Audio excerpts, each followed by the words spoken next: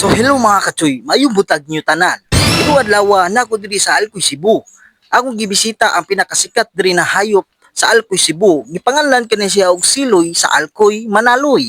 Karon makita nyo sa makita nyo sa kulikod, mo ni ang tagiya sa Siloy, Manaloy. So ato interviewon karon usa ka siloy, namo ni pinakadako na siloy, dako tambok ni siya. So ato interviewon nato tagiya. Hello sir. May mapunta, sir.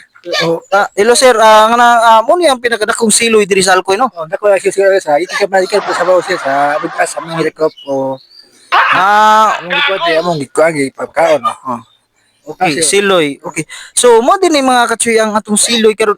Ano man kuya man ni tawag? Awame, bisag mayang tiyo siya, kuya mga yang tiyo. Siloy siya pero ang kuya na jud ang siloy sa Alcoy, kuya ang tawag no.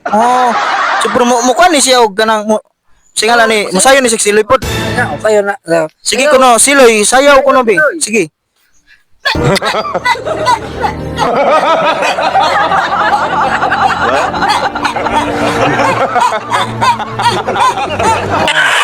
Sumoting na makita no siloy Manaloy mo bungbuang na siguro niya na siloy no. Okay, bag kay bago mo dak pala gapon mo dak pala gol.